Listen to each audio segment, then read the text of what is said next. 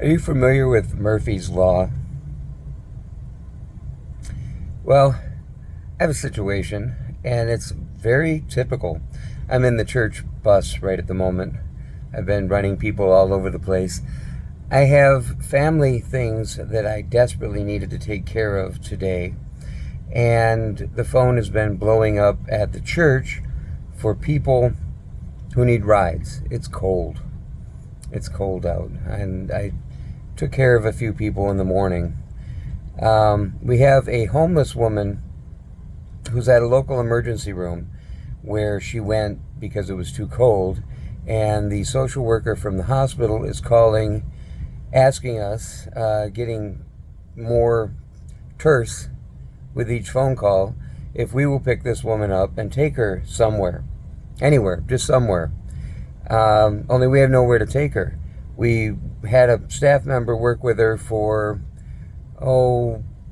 half a day last week to get her into a 30-day homeless shelter. She lasted about 4 days and then ran away to get high. And it's winter here in the Midwest, and it's cold.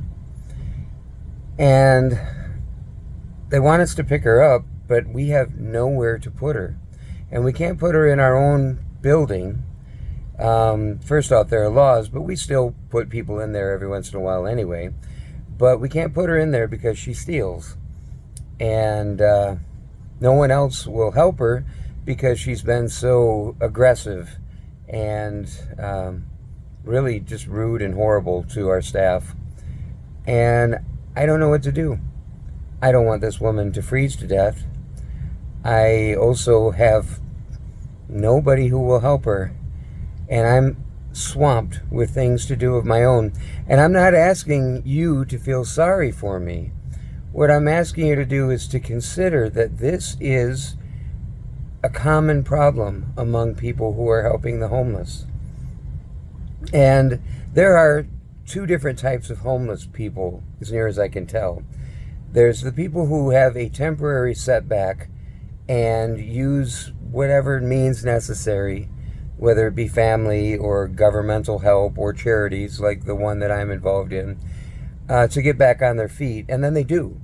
Usually takes them 2-3 months, something like that. And then there's the chronic homeless who are there because of either mental illness or addiction, alcoholism, some issue.